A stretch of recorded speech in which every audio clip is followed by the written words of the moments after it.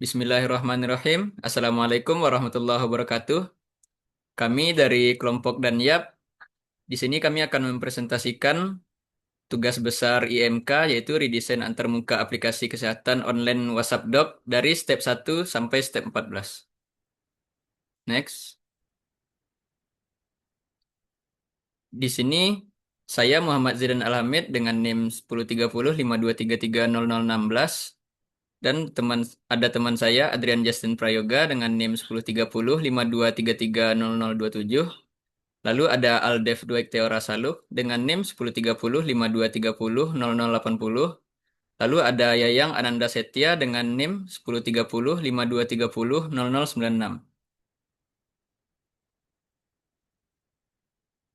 Untuk daftar isi, yang pertama ada step 1, lalu yang kedua ada step 2 hingga 7, lalu yang selanjutnya step 8 sampai 9, yang terakhir itu step 10 sampai 14. Step 1 yaitu memahami pengguna. Yang pertama yaitu identifikasi masalah. Untuk identifikasi masalah di sini ada 5, yaitu yang pertama kompleksitas navigasinya, yaitu pengguna kesulitan untuk menjelajah fitur-fitur aplikasi. Yang kedua minimnya kejelasan instruksi yang menyebabkan kebingungan melakukan tindakan seperti memilih jadwal konsultasi. Yang ketiga kurangnya personalisasi layanan yang membuat pengguna tidak merasa dilayani secara individual.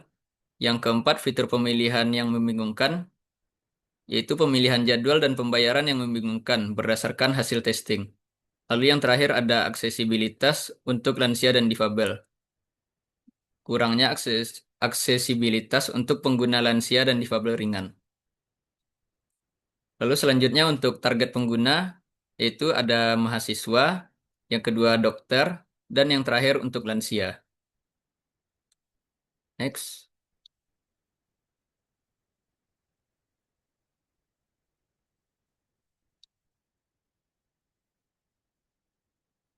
Selanjutnya yaitu user pain atau keluhan pengguna. Yang pertama, pengguna kebingungan setelah memilih jadwal konsultasi, lalu tidak tahu di mana posisi mereka dalam alur proses, lalu label tombol ambigu seperti lanjut tidak menjelaskan tujuan selanjutnya, lalu ada kesulitan pada alur pembayaran dan checkout, lalu yang terakhir ada tampilan kalender kurang intuitif dan tidak interaktif. Next. Selanjutnya yaitu situasi lingkungan dan user. Yang pertama ada faktor internal, yaitu kemampuan teknologi setiap orang berbeda-beda. Lalu ada tingkat literasi digital yang mempengaruhi cara memahami antarmuka. Yang ketiga yaitu preferensi bahasa dan gaya komunikasi. Untuk faktor eksternal, yang pertama ada perangkat utama, itu smartphone touchscreen dengan layar terbatas. Lalu yang kedua, lingkungan saat digunakan bisa dalam kondisi terburu-buru untuk mahasiswa, di rumah untuk lansia, atau klinik untuk dokter. Lalu yang ketiga, kondisi visual lingkungan, yaitu pencahayaan bisa mempengaruhi kontras dan keterbacaan. Next, masuk ke kesimpulan analisis step 1.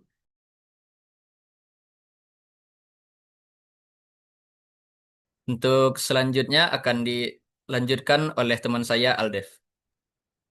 Baik, untuk selanjutnya saya akan menjelaskan step 2 hingga 7. Next.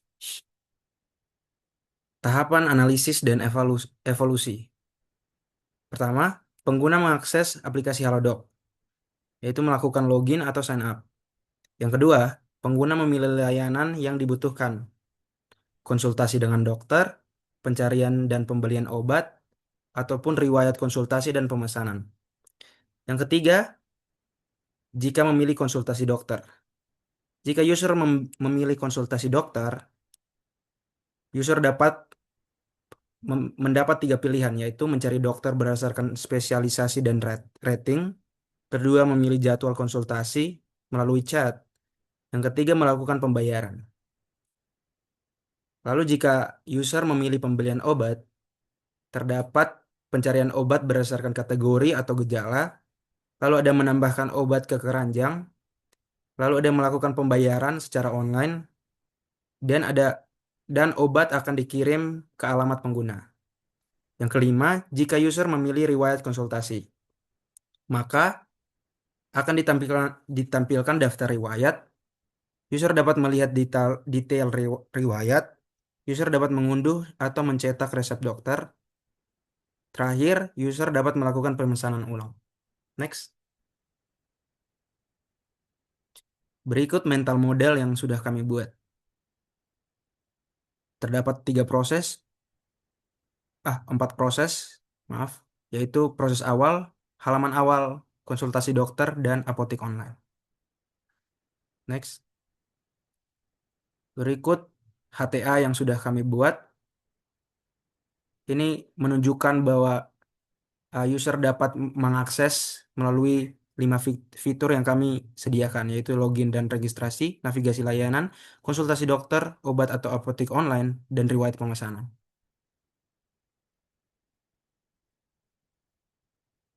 Kesimpulan analisis step 2-7, tahapan penting dalam proses desain antarmuka berbasis prinsip interaksi manusia dan komputer dengan fokus pada aplikasi layanan kesehatan Halodoc. Dimulai dari pemetaan proses bisnis, tim merancang alur interaksi pengguna yang mencerminkan aktivitas nyata seperti konsultasi dokter dan pembelian obat.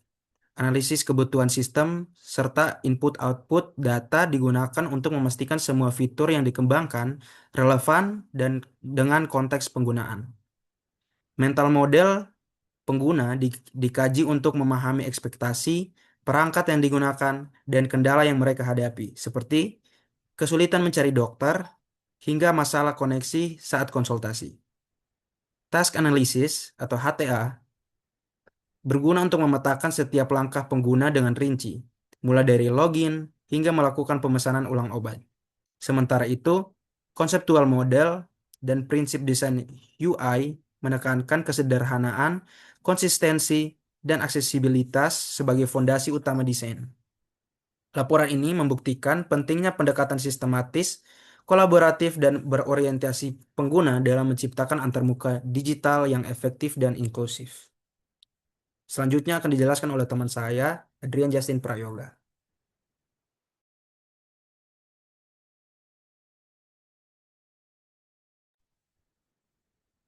Baik, di sini saya akan menjelaskan untuk bagian step 8 dan 9, yaitu analisis desain teks dan pesan, serta feedback, guidance, dan assistance. Hmm, Analisis desain teks dan pesan, yang pertama ada readability atau lebih mudah dibaca. Kelebihannya menggunakan font sans serif yang modern dan bersih, lalu ada kontras warna yang cukup baik, lalu teks utama seperti get an account dan nama dokter pada halaman kedua ditulis dengan ukuran dan jarak antar elemen yang jelas. Lalu ada permasalahannya.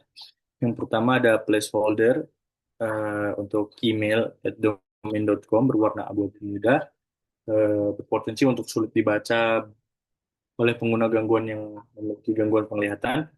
Ada label spesialis THT yang terlalu kecil dibanding pentingnya konten halaman. Nah, yang kedua ada convey sistem status atau menunjukkan status sistem. Kelebihan untuk pada halaman kedua daftar dokter, icon bintang dan rating secara implisit menyampaikan status kualitas dokter. Yang kedua ada teks create an account dan tombol continue menunjukkan bahwa ini adalah langkah awal atau onboarding. Permasalahannya itu tidak ada indikasi status input email saat pengguna mengetik misalnya tanda centang atau validasi email. Kalau yang kedua, tidak ada feedback untuk proses saat menekan tombol continue seperti loading atau validasi. Lalu selanjutnya yang ketiga ada UI control, kontrol antarmuka, itu kelebihannya tombol continue, continue with Google, dan continue with Apple. Terlihat jelas, besar, dan dapat mudah untuk disentuh. Lalu ada pada dokter, filter, specialty, gender, price ditampilkan secara icon tombol, sehingga mempermudah interaksi pengguna. Lalu untuk permasalahannya itu filter tidak memiliki label teks yang eksplisit atau hanya icon saja, dapat membingungkan pengguna pemula. Lalu yang kedua ada tidak ada tombol aksi setelah memilih dokter, misalnya lihat detail atau pilih. Yang keempat ada user test atau tes tugas pengguna. Untuk identifikasi tugas yang pertama ada halaman kiri sebagai login, pengguna membuat akun baru atau masuk ke sistem. Lalu halaman kanan atau cari dokter, pengguna menelusuri daftar dokter, PhD berdasarkan nama, rating, dan harga. Permasalahannya itu tidak ada petunjuk langkah selanjutnya setelah memilih dokter. Lalu yang kedua, placeholder email tidak menunjukkan format email valid yang ideal. Lalu selanjutnya tidak tersedia indikator status aktif ketika pengguna mengetik di form.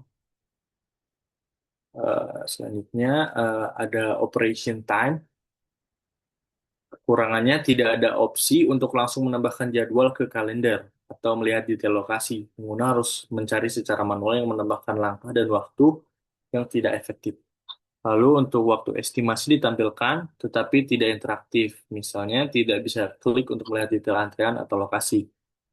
Untuk evaluasinya, kuat dalam menyampaikan informasi secara cepat, namun bisa ditingkatkan dengan menyediakan beberapa shortcut aksi yang berguna, misal seperti simpan jadwal atau lihat lokasi. Lalu selanjutnya ada ada assistance, bantuan atau panduan atau evaluasi. Kekurangannya tidak ada opsi bantuan jika pengguna bingung dengan estimasi waktu atau lokasi konsultasi. Lalu tidak ada indikasi apa yang harus dilakukan setelah kembali ke home. Pengalaman menjadi berhenti secara tiba-tiba. Lalu untuk evaluasinya cukup baik dari sisi kejelasan pesan, namun minim panduan lanjutan. Akan lebih baik jika disediakan tombol butuh bantuan atau link ke FAQ atau fitur chatbot singkat. Selanjutnya, ada justifikasi perubahan dalam mendukung prinsip pemberian feedback dan asisten yang efektif. Kami menambahkan pesan notifikasi Anda telah berhasil membuat janji temu yang ditampilkan setelah pengguna berhasil melakukan pengaturan jadwal untuk konsultasi dengan dokter yang dipilih. Penambahan pesan ini berfungsi untuk memberikan umpan balik positif kepada pengguna atas aksi yang telah mereka lakukan, memberikan konfirmasi bahwa transaksi telah berhasil dilakukan tanpa masalah, lalu memberikan rasa puas dan kepercayaan dari pengguna terhadap aplikasi. Lalu ada analisis aksesibilitas. Yang pertama ada ukuran font. Kelebihannya teks utama seperti "You have successfully made an appointment" dan "Scan successfully" ditulis dengan ukuran besar dan cocok untuk visibilitas tinggi.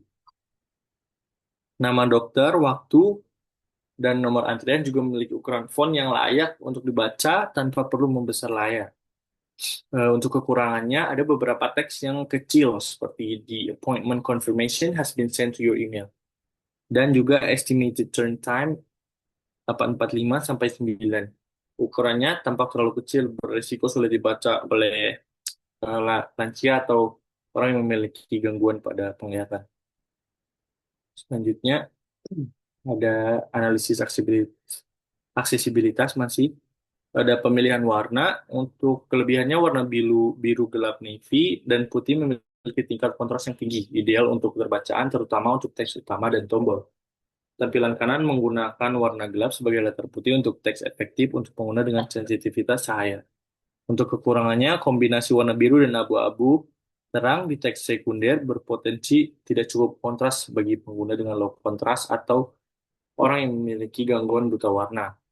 Lalu tidak ada alternatif mode tampilan, misal mode kontras tinggi atau dark mode. Selanjutnya, keterbacaan untuk disabilitas dan lansia. Untuk positifnya, antarmuka yang bersih dan minim gangguan visual, tidak ada teks berjalan atau hiasan yang berlebihan. Dan untuk icon seperti kalender atau avatar dokter membantu menguatkan konteks visual baik bagi pengguna dengan keterbatasan kognitif ringan maupun lansia. Untuk negatifnya, tidak tersedia fitur pendukung aksesibilitas tambahan seperti voice over atau read aloud, dukungan screen reader, penyesuaian ukuran font atau perbesar tombol. Lalu selanjutnya akan dijelaskan oleh teman saya, Yayang. Selanjutnya saya akan menjelaskan step 10 sampai 14 yaitu pengujian usability dan analisis pengujian. Next.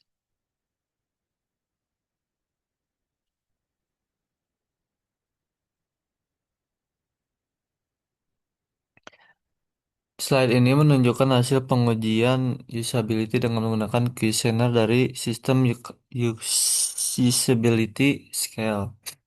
Setiap baris dalam tabel ini mempresentasikan satu responden lengkap dengan waktu, nama, usia, dan jawaban mereka terhadap 10 pernyataan standar dari Motedesus.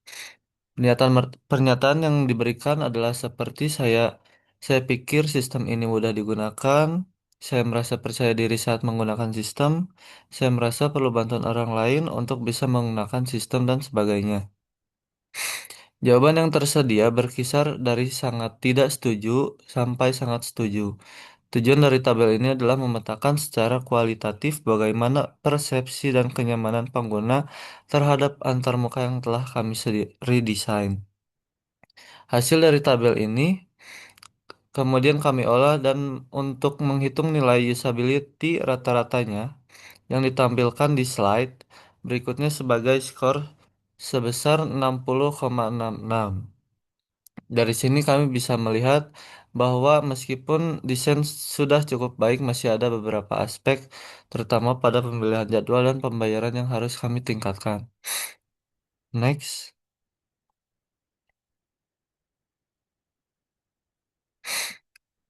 Selanjutnya ada hipotesis dan parameter yang diukur. Hipotesis yang pertama, pengujian usability dilakukan dengan mengacu pada hipotesis utama sebagai berikut.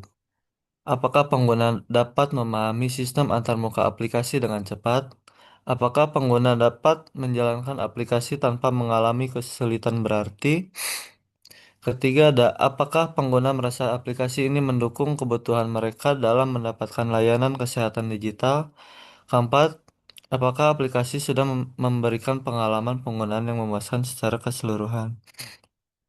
Untuk parameter yang dihitung, ada 5 di sini untuk tasnya.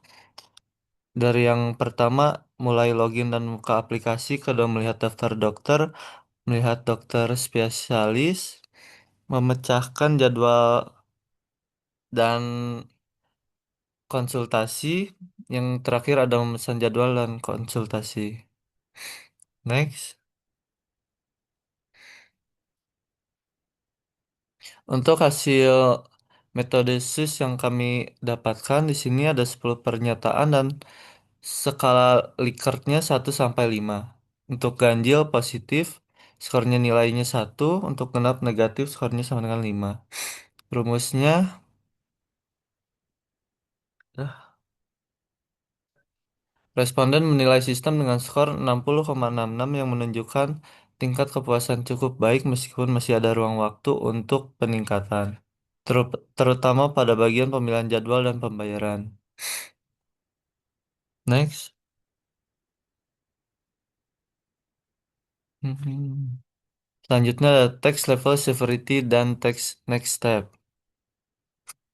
Untuk next step-nya yang kami perhitungkan adalah langkah-langkah perbaikan berikutnya adalah redesign tampilan pemilihan jadwal dengan elemen visual yang lebih jelas dan interaktif seperti tampilan kalender, kalender dinamis, dan indikator slot yang tersedia.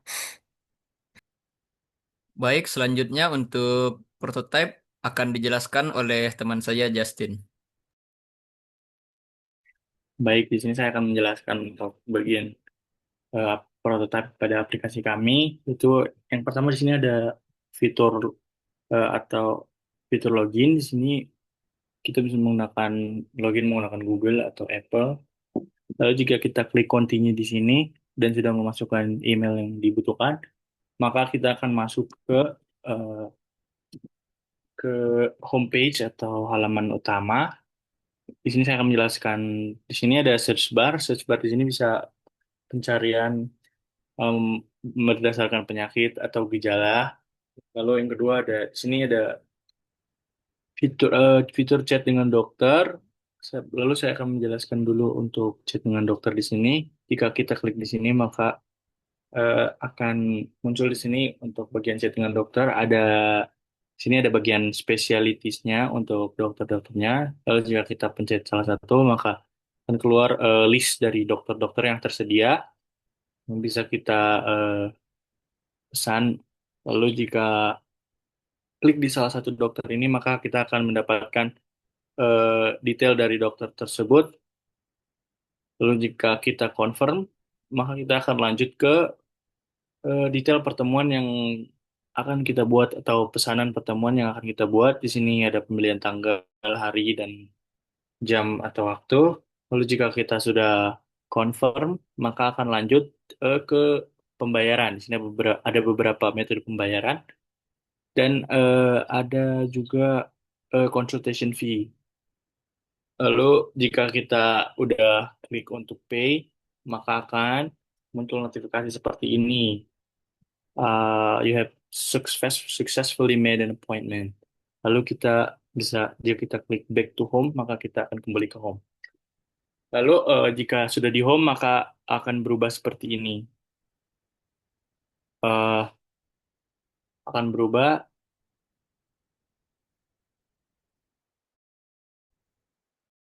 akan muncul notif seperti ini. Lalu jika kita ke toko obat di sini, maka akan muncul ada